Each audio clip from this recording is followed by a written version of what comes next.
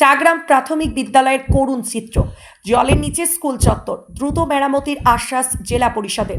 পূর্ব বর্ধমান জেলার খণ্ডঘোষ ব্লকের চাগ্রাম তপশিলি অবৈতনিক প্রাথমিক বিদ্যালয়ের বেহাল দশা নিয়ে ক্ষোভ ছড়িয়েছে এলাকাবাসীর মধ্যে।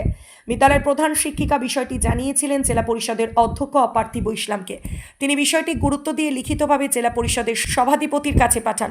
ঘটনার পরিপ্রেক্ষিতে আজ জেলা পরিষদের সভাধিপতি তৎপরতার সঙ্গে শিক্ষা কর্মাধ্যক্ষ শান্তনু কোনার ও জেলা পরিষদের ইঞ্জিনিয়ারকে বিদ্যালয় পরিদর্শনে পাঠান। সঙ্গে ছিলেন অধ্যক্ষ অপার্থিব ইসলাম নিজেও। পরিদর্শনে গিয়ে দেখা যায় পুরো বিদ্যালয় চত্বর জলে থই থই করছে। প্রধান শিক্ষিকার কক্ষে ছাদে ফাটল দিয়ে জল ঢুকছে। মিড ডে মিলে রান্নাঘরেও জমেছে জল। পড়ুয়াদের টয়লেট ও পানীয় জলের মোটর ব্যবস্থাও সম্পূর্ণ অচল।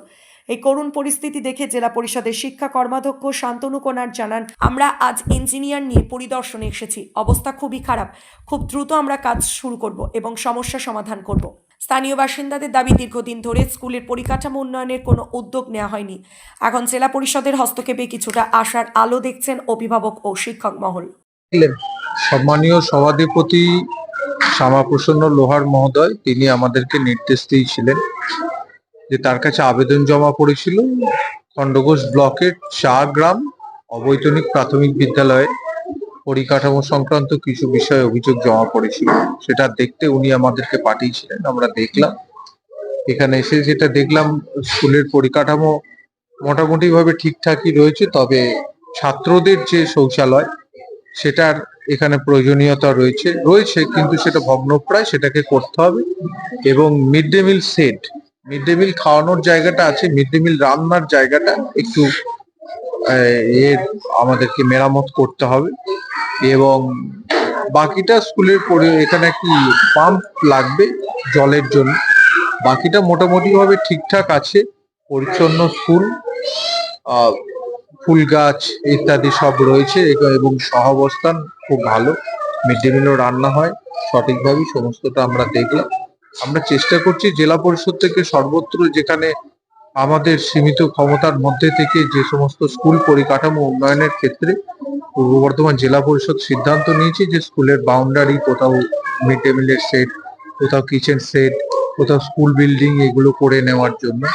তো আমরা প্রায়োরিটির ভিত্তিতে করার জন্য সিদ্ধান্ত নিয়েছি। আজকে সেটাই এখানে দেখলাম, একটা তপশিলি অবৈতনিক প্রাথমিক বিদ্যালয় চাগ্রাম খণ্ডঘোষ ব্লকের।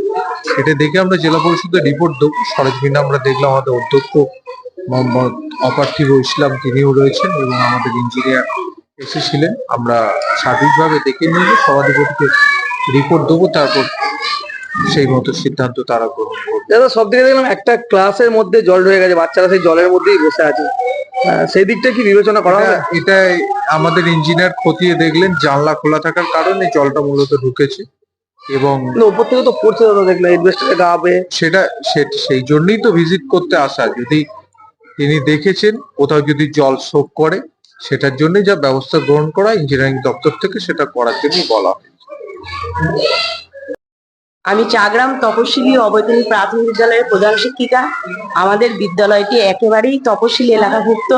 এখানকার বিদ্যালয়ে ছাত্রছাত্রী উপস্থিতি হয় খুব বেশি, কিন্তু এখানকার পরিকাঠামো হচ্ছে অ্যাজবেস্টারের ছাউনি এবং মিড ডে মিলের রুম হচ্ছে খুবই খারাপ। সেজন্য আমি আমাদের খুবই কাছের মানুষ আমাদের জেলা পরিষদের অধ্যক্ষ ফাল্গুনিদার কাছে আমরা আবেদন করেছিলাম। উনি তৎকালীন খুব তাড়াতাড়ি এবং সেজন্য উনি সঙ্গে সঙ্গে সভাধিপতির কাছে এটা পাঠিয়েছিলেন এবং তারপরে এটা হচ্ছে আমাদের জেলা থেকে ইন্সপেকশন এসেছেন এবং ওনারা আশ্বাস দিয়েছেন যত তাড়াতাড়ি সম্ভব আমাদের বিদ্যালয়টিকে মেরামত করে দেবেন।